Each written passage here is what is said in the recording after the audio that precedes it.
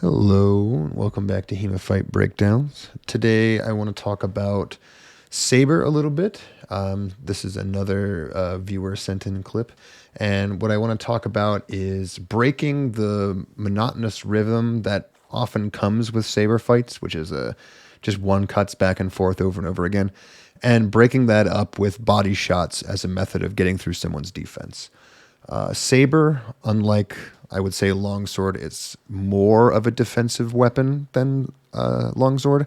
It has a much more complicated hilt that protects your hand. It's only one-handed weapon, which means only that hand is forward. There aren't the same number of targets, and it's often very difficult to reach a deep target in a one-handed weapon, especially in Saber, without sacrificing your own safety. So we'll watch the clip here. And what we're going to look at specifically is after the initial parry. After the initial miss, after this initial cut misses, we have a customary return cut into the empty space. This hanging parry comes in just as it's supposed to and clears it just in time. But what is important to notice is when the opponent here goes to defend from what they know to be the return cut coming, they go high. And they go high because 9 times out of 10, the second somebody gets a successful parry, the one thing they're going to go for the most valuable target they can, which is the head. But by going low on the return, you can often fake people out and cut into the body for free. That's a little bit of a simple concept, but it's something that you really don't see enough of in Saber, primarily because it's so difficult to get out of the pattern that is generally trained into most people, which is to stay in a high guard, stay in their St. John's parry, their hanging parry, and just play Menser fencing at each other's head all day. And just these simple adjustments, not in the first attack, but in the secondary attack, can make a world of difference.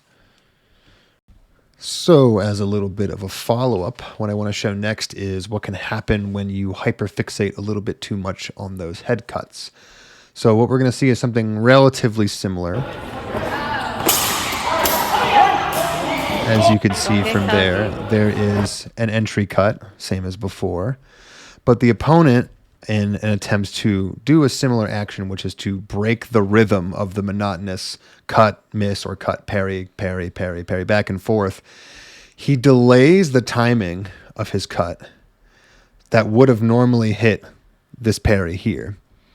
And as a result, the fencer on the right continues what is basically their pre-programmed response, which is to throw the head cut in response. Rather than throwing the cut to the head, the opponent on the left instead cross cuts, if you could call it that, into the opposing cut, putting up a very, very strong parry.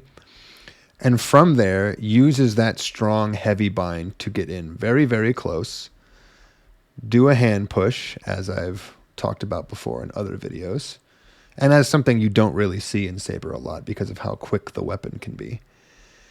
And once that hand is out of the way, and this hand, as again, the most important factor of a hand push is not just pushing the hand, but making sure that you're pulling your own one away, something that's a little bit harder in longsword, but a little bit easier in Saber. And once everything is safe, there's nothing really for this hand to do to prevent the weapon from having free reign over the space, and a thrust is put in. Okay, that's going to be it for today. Thanks for watching, and remember, if you want me to review any footage, you can send it to me at HEMAFightBreakdowns@gmail.com, and I hope to see you back next time.